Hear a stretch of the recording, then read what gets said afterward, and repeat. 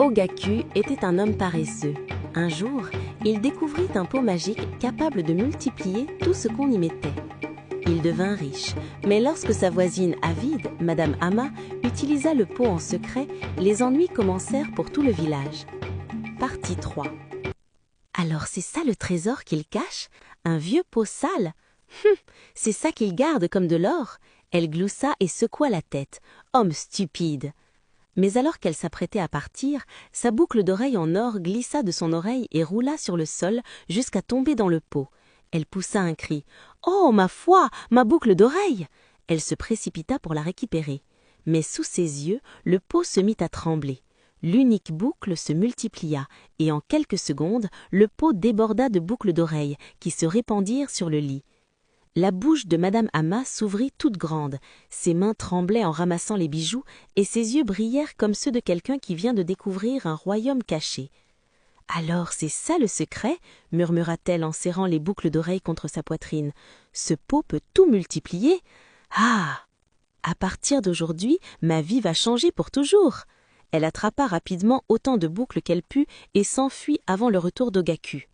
Ce soir-là, quand Ogaku rentra, il trouva le pot toujours sur le lit.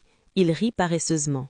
« J'ai de la chance, personne ne l'a vu. » Il le repoussa sous le lit, ignorant que Madame Ama portait désormais son plus grand secret dans son cœur avide.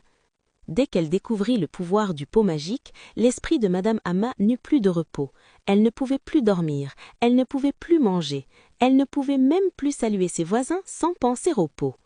Si une petite boucle peut devenir des centaines, se disait-elle, alors que se passerait-il avec de plus grandes choses? Je deviendrais la femme la plus riche de toute la région.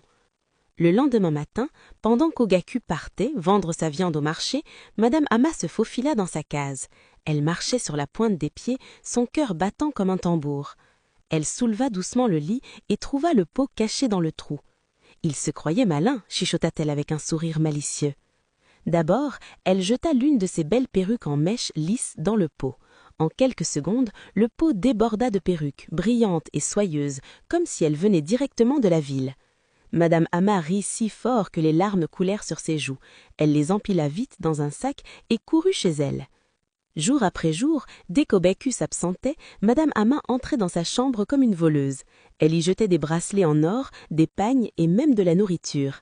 Et à chaque fois, elle devenait plus audacieuse, plus avide et plus imprudente. Elle ne craignait plus d'être prise, elle ne rêvait que de ce qu'elle pourrait multiplier ensuite. Mais un jour, sa cupidité alla trop loin. Elle revint du marché avec une grosse poule vivante achetée pour Noël. En attachant ses pattes et en